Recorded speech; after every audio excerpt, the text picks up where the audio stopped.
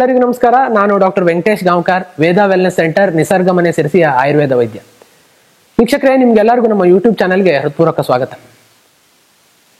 ನರಗಳ ದೌರ್ಬಲ್ಯ, ಮಾಂಸಖಂಡಗಳಲ್ಲಿ ನೋವು, ಕೆಲಸ ಮಾಡಿದ ತಕ್ಷಣ ಸುಸ್ತಾಗುವಂಥದ್ದು, ಲೈಂಗಿಕ ಸಮಸ್ಯೆ, ಇವೆಲ್ಲವೂ ಕೂಡ ಈ ಒಂದು ನರ ದೌರ್ಬಲ್ಯದ ಹೆಸರಿನಲ್ಲೇ ಬರುವಂತ ಸಮಸ್ಯೆಗಳು. ಈ ಒಂದು ನರ ದೌರ್ಬಲ್ಯದ ಈ ಎಲ್ಲಾ ಲಕ್ಷಣಗಳನ್ನ ನಮ್ಮ ಆಯುರ್ವೇದ ಶಾಸ್ತ್ರದಲ್ಲಿ ವಾತವ್ಯಾಧಿ ಅಂತ ಹೆಸರಿಸಲಾಗುತ್ತೆ. ಈ ಒಂದು ವಾತವ್ಯಾಧಿ ಅಂದ್ರೆ ಏನು? ನಮ್ಮ ಶರೀರದಲ್ಲಿ 3 ದೋಷಗಳಿರ್ತದೆ, ವಾತ, ಪಿತ್ತ, ಕಫ ಅನ್ನುವಂಥದ್ದು. ಈ ಒಂದು ವಾತ ದೋಷ ಹೆಚ್ಚಾಗಿ ಅದು ಈ ಒಂದು ರಕ್ತ, ರಕ್ತ, ಮಾಂಸಮೇಧ ಮುಂತಾದ ಧಾತುಗಳಲ್ಲಿ ಮತ್ತು ನರಗಳಲ್ಲಿ, ಶರೀರದ ಎಲ್ಲ ಭಾಗಗಳಲ್ಲೂ ಕೂಡ ಸೇರ್ಕೊಂಡು ಈ ಒಂದು ವಾತವ್ಯಾಧಿಗಳನ್ನ ಉಂಟು ಮಾಡುತ್ತೆ ಅಂತ ಹೇಳುವಂಥದ್ದು. ಇದರಿಂದ ಈ ಎಲ್ಲ ಲಕ್ಷಣಗಳು ಕಂಡು ಬರುವಂಥದ್ದು. ಹೇಗೆ ಒಂದು ಮೋಡವನ್ನ ಗಾಳಿ ತನಗೆ ಬೇಕಾದಲ್ಲಿ ತಗೊಂಡು ಹೋಗಿ ನಿಲ್ಲಿಸಿ ಅಲ್ಲಿ ಮಳೆಯನ್ನು ಉಂಟು ಮಾಡ್ತದೆ, ಈ ಒಂದು ವಾತವು ಕೂಡ ನಮ್ಮ ಶರೀರದ ಬೇರೆಲ್ಲ ಕಡೆಗಳನ್ನು ಸಂಚರಿಸಿ ಸಮಸ್ಯೆಯನ್ನು ಉಂಟು ಮಾಡ್ತದೆ ಅನ್ನುವಂಥದ್ದು ಒಂದು ಉಲ್ಲೇಖ ಇದೆ. ಹಾಗಾಗಿ ನಿಮ್ಗೆ ಒಂದು ಕಡೆ ಸಮಸ್ಯೆ ಇದ್ರೆ ಅದು ಇನ್ನೊಂದು ಕಡೆ ಕೂಡ ತೋರ್ಪಡನೆ ಆಗ್ಬಹುದು. ಸೊ ಇದನ್ನೆಲ್ಲವನ್ನ ಸೇರಿಸಿ ವಾತವ್ಯಾಧಿ ಅಂತ ಕರೀತಾರೆ. ವೀಕ್ಷಕರೇ, ಈ ಒಂದು ವಾತವ್ಯಾಧಿಯೇ ನಾವು ಸರಳವಾಗಿ ಹೇಳಬೇಕು ಅಂತಂದ್ರೆ ನರ ದೌರ್ಬಲ್ಯ ಮತ್ತು ಮಾಂಸಖಂಡಗಳ ವೀಕ್ನೆಸ್ ಅನ್ನುವಂಥದ್ದು, ಲೈಂಗಿಕ ದೌರ್ಬಲ್ಯ ಅನ್ನುವಂಥದ್ದು, ಇದನ್ನೆಲ್ಲವನ್ನು ಕೂಡ ವಾತವ್ಯಾಧಿಯ ಹೆಸರಿನಲ್ಲಿ ಅದನ್ನ ಪಟ್ಟಿ ಮಾಡಬಹುದು. ಈ ಒಂದು ವಾತವ್ಯಾಧಿ ಅಥವಾ ನರಗಳ ದೌರ್ಬಲ್ಯಕ್ಕೆ ಮುಖ್ಯವಾಗಿ ಕಾರಣ ಏನು ಅನ್ನುವಂಥದ್ದನ್ನ ತಿಳ್ಕೊಂಡ್ರೆ ಅದಕ್ಕೆ ನೀವು ಪರಿಹಾರವನ್ನು ಈಸಿಯಾಗಿ ಮಾಡ್ಕೊಳ್ಬಹುದು. ಸೊ ಆಯುರ್ವೇದ ಶಾಸ್ತ್ರದಲ್ಲಿ ಈ ಒಂದು ನರಗಳ ಮತ್ತು ಮಾಂಸಖಂಡಗಳ ಈ ಒಂದು ವಾತವ್ಯಾಧಿಗಳಿಗೆ ಒಂದು 8 ರಿಂದ 10 ಕಾರಣಗಳನ್ನ ಮುಖ್ಯವಾಗಿ ಪಟ್ಟಿ ಮಾಡಿದ್ದಾರೆ. ಸೊ ಅದರ ಬಗ್ಗೆ ನಾನು ಇವತ್ತಿನ ವಿಡಿಯೋದಲ್ಲಿ ನಿಮಗೆ ಡಿಸ್ಕಷನ್ ಅನ್ನ ಮಾಡ್ತಾ ಇದ್ದೇನೆ ಮತ್ತು ಅದಕ್ಕೆ ನಾಲೆಜ್ ಅನ್ನ ಕೊಡ್ತಾ ಇದ್ದೇನೆ.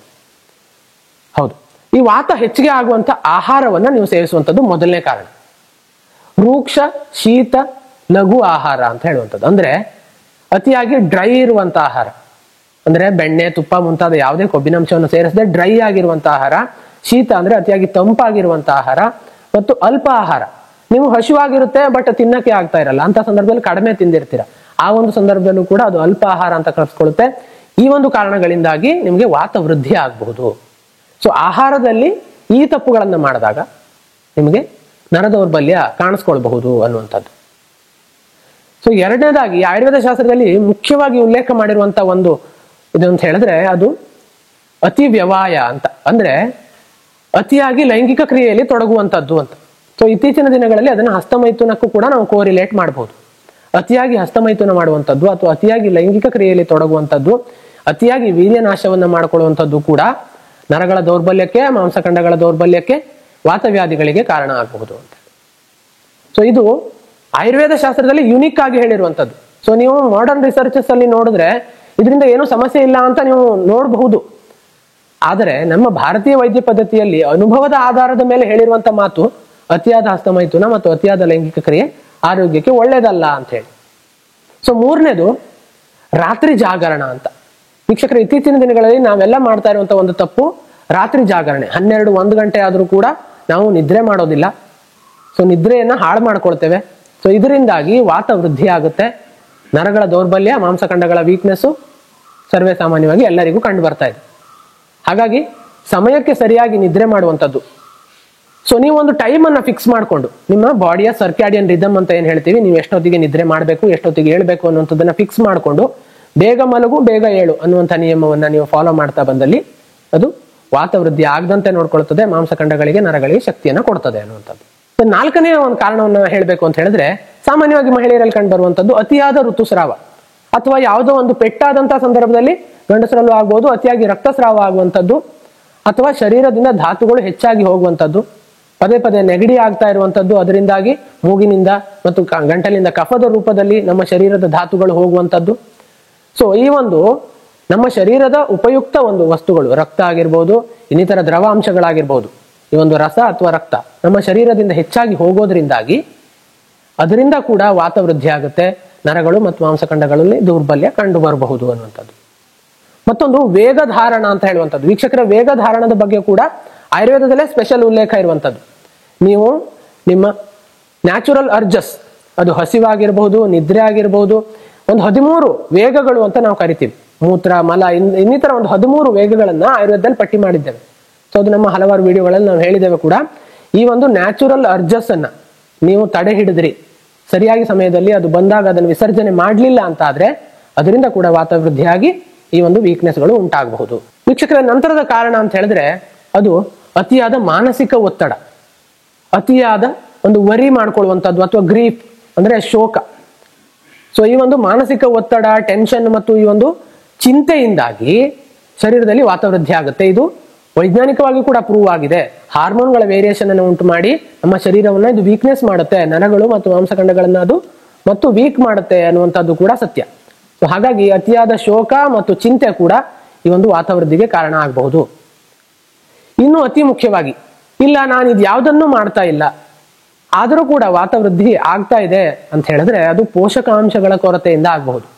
ವೀಕ್ಷಕರೇ, ನಾವು ತಿಂದಂತಹ ಆಹಾರ ನಮ್ಮ ಶರೀರದಲ್ಲಿ ಉತ್ಪತ್ತಿಯಾದಂತಹ ಆಮ ಅಥವಾ ಇಂಡೈಜೆಷನ್ ನಿಂದಾಗಿ ಶರೀರಕ್ಕೆ ದಕ್ತಾ ಇಲ್ಲದೆ ಇದ್ದಾಗ ಇದು ವಾತವೃದ್ಧಿಯನ್ನ ಮಾಡುತ್ತೆ. ರಕ್ತನಾಳಗಳು ಮತ್ತು ಈ ಒಂದು ಆಕ್ಸಿಜನ್ ಅನ್ನು ಒಂದು ಮಾಂಸಖಂಡಗಳಿಗೆ ಕೊಡುವಂತ ರಕ್ತನಾಳಗಳಿಗೆ ಪೋಷಕಾಂಶಗಳೇ ಸಿಗೋದಿಲ್ಲ.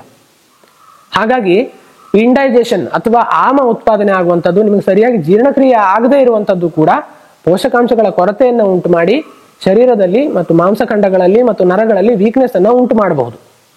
ಹಾಗಾಗಿ ನೀವು ಆಹಾರದಲ್ಲಿ ಪೋಷಕಾಂಶಗಳ ಸೇವನೆ ಮತ್ತು ನಿಮ್ಮ ಜೀರ್ಣಕ್ರಿಯೆಯನ್ನು ಸರಿಯಾಗಿ ಇಟ್ಕೊಳ್ಳೋದು ಕೂಡ ಅತಿ ಮುಖ್ಯ ಅನ್ನುವಂಥದ್ದು. ಸೊ ಇನ್ನು ಕೊನೆಯದಾಗಿ ಒಂದು ಕಾರಣವನ್ನ ಪಟ್ಟಿ ಮಾಡಬೇಕು ಅಂತ ಹೇಳಿದ್ರೆ ಸಾಹಸ ಅಂತ ಕರಿತೀವಿ. ಅಂದ್ರೆ ನಿಮ್ಮ ಕೈಯಲ್ಲಿ ಎಷ್ಟು ವ್ಯಾಯಾಮವನ್ನ ಮಾಡ್ಲಿಕ್ಕೆ ಶಕ್ತಿ ಇದೆ ಅಥವಾ ಒಂದು ಸ್ಟ್ರೇನ್ ಅನ್ನ ಮಾಡ್ಕೊಳ್ಳಿಕ್ಕೆ ಶಕ್ತಿ ಇದೆ ಅಷ್ಟನ್ನ ಮಾತ್ರ ಮಾಡಬೇಕು. ಸೊ ಅತಿಯಾಗಿ ಎಕ್ಸರ್ಷನ್ ಮಾಡುವಂಥದ್ದು, ಫಾರ್ ಎಕ್ಸಾಂಪಲ್ ತುಂಬಾ ವಾಕಿಂಗ್ ಮಾಡುವಂಥದ್ದು, ತುಂಬಾ ವ್ಯಾಯಾಮ ಮಾಡುವಂಥದ್ದು, ತುಂಬಾ ಒಂದು ಟ್ರಾವೆಲಿಂಗ್ ಮಾಡುವಂಥದ್ದು, ಇವುಗಳನ್ನೆಲ್ಲವನ್ನ ಮಾಡೋದ್ರಿಂದಾಗಿ ಶರೀರದಲ್ಲಿ ವಾತವೃದ್ಧಿ ಆಗುತ್ತೆ. ಸೊ ದಿನನಿತ್ಯ ನೀವು ಅದನ್ನ ಮಾಡ್ತಾ ಹೋದ್ರಿ ಅಂತಾದ್ರೆ ಅದು ನರಗಳನ್ನ ದುರ್ಬಲ ಮಾಡುತ್ತೆ, ಮಾಂಸಖಂಡಗಳನ್ನ ದುರ್ಬಲ ಮಾಡುತ್ತೆ, ಅದಕ್ಕೆ ರೆಸ್ಟ್ಗೆ ಅವಕಾಶನೇ ಕೊಡದೆ ಶರೀರವನ್ನು ಇನ್ನಷ್ಟು ವೀಕ್ನೆಸ್ಗೆ ಒಳ ಮಾಡುತ್ತೆ. ಹಾಗಾಗಿ ಅತಿಯಾಗಿ ಎಕ್ಸರ್ಷನ್ ಮಾಡೋದು ಬಿಟ್ಟು ನಿಮ್ಮ ಸಾಮರ್ಥ್ಯಕ್ಕೆ ತಕ್ಕಷ್ಟು ಕೆಲಸವನ್ನ ಮಾಡ್ಕೊಂಡು ಹೋಗುವಂತದ್ದು ಇನ್ನೊಂದು ಮುಖ್ಯವಾದಂತಹ ವಿಚಾರ. ವೀಕ್ಷಕರೇ, ಈ ಒಂದು 8 ರಿಂದ 9 ಕಾರಣಗಳನ್ನ ನೀವು ಮಾಡ್ತಾ ಇದ್ದೀರಿ ಅಂತ ಆದ್ರೆ ಅದು ಖಂಡಿತವಾಗಿ ವಾತವೃದ್ಧಿಯನ್ನು ಉಂಟು ಮಾಡಿ ನಿಮ್ಮ ನರಗಳು ಮತ್ತು ಮಾಂಸಖಂಡಗಳನ್ನ ವೀಕ್ನೆಸ್ ಉಂಟು ಮಾಡುತ್ತೆ. ಇದರಿಂದ ನರ ದೌರ್ಬಲ್ಯದ ಸಮಸ್ಯೆ, ಈಗಾಗಲೇ ನಾನು ಹೇಳಿರುವಂತೆ ಪಾದಗಳಲ್ಲಿ ಉರಿ ಬರುವಂತಹದ್ದು, ಜಾಸ್ತಿ ನಡಿಲಿಕ್ಕೆ ಆಗಲ್ಲ, ನಿಂತ್ಕೊಳ್ಳಿಕ್ಕೆ ಆಗಲ್ಲ, ಕೈಕಾಲುಗಳಲ್ಲಿ ವೀಕ್ನೆಸ್ ಆಗುವಂತದ್ದು, ಸುಸ್ತು, ಜೋಮು, ಇದೆಲ್ಲವೂ ಕೂಡ ಕಂಡು ಬರಲಿಕ್ಕೆ ಸಾಧ್ಯ ಆಗುತ್ತೆ. ಅದರಲ್ಲೂ ಮುಖ್ಯವಾಗಿ ಮಧುಮೇಹ ಉಳ್ಳವರು ಮತ್ತು ಸಸ್ಯಾಹಾರಿಗಳು, ಕರೆಕ್ಟಾಗಿ ಪೋಷಕಾಂಶಗಳನ್ನ ತಿನ್ನದೇ ಇರುವಂತವ್ರು ಈ ಒಂದು 8 ತಪ್ಪುಗಳನ್ನ ಅಥವಾ 9 ತಪ್ಪುಗಳನ್ನ ಮಾಡಲೇಬಾರದು ಅನ್ನುವಂಥದ್ದನ್ನ ನೆನ್ಪಿಟ್ಕೋಬೇಕು. ವೀಕ್ಷಕರೇ, ಸೊ ಈ ಒಂದು 8 ರಿಂದ 9 ತಪ್ಪುಗಳನ್ನ ನೀವು ಮಾಡ್ತಾ ಇದ್ರೆ ಖಂಡಿತವಾಗಿ ಇವತ್ತಿಗೇನೆ ಅದನ್ನ ನಿಲ್ಲಿಸ್ಬಿಡಿ. ಸೊ ಮುಂದೆ ಆಗಬಹುದಾದಂಥ ಅಥವಾ ಈಗಾಗಲೇ ನಿಮ್ಗೆ ಈ ಸಮಸ್ಯೆಗಳಿದ್ರೆ ಅದನ್ನ ತಪ್ಪಿಸ್ಕೊಳ್ಬಹುದಾದಂಥ ಒಂದು ಉಪಾಯಗಳು ಇದನ್ನ ಫಾಲೋ ಮಾಡೋದ್ರಿಂದ ನಿಮಗೆ ಸಿಗುತ್ತೆ. ಸೊ ಇದಕ್ಕೆ ಪರಿಹಾರ ಉಪಾಯಗಳನ್ನು ಕೂಡ ನಮ್ಮ ಇನ್ನೊಂದು ವಿಡಿಯೋದಲ್ಲಿ ನಾನು ನಿಮ್ಗೆ ತಿಳಿಸ್ಕೊಡ್ತೇನೆ. ಸೊ ಅಲ್ಲಿವರೆಗೆ ಈ ಒಂದು ವಿಡಿಯೋವನ್ನು ನೀವು ಸಂಪೂರ್ಣವಾಗಿ ನೋಡಿ ನಿಮ್ಮ ಸ್ನೇಹಿತರು ನೀವು ಕೂಡ ಶೇರ್ ಮಾಡ್ಕೊಳ್ಳಿ, ನಮ್ಮ ಚಾನೆಲ್ನ ಸಬ್ಸ್ಕ್ರೈಬ್ ಮಾಡಿ ಅಂತ ಕೇಳ್ಕೊಳ್ತಾ ಎಲ್ಲರಿಗೂ ಧನ್ಯವಾದಗಳು.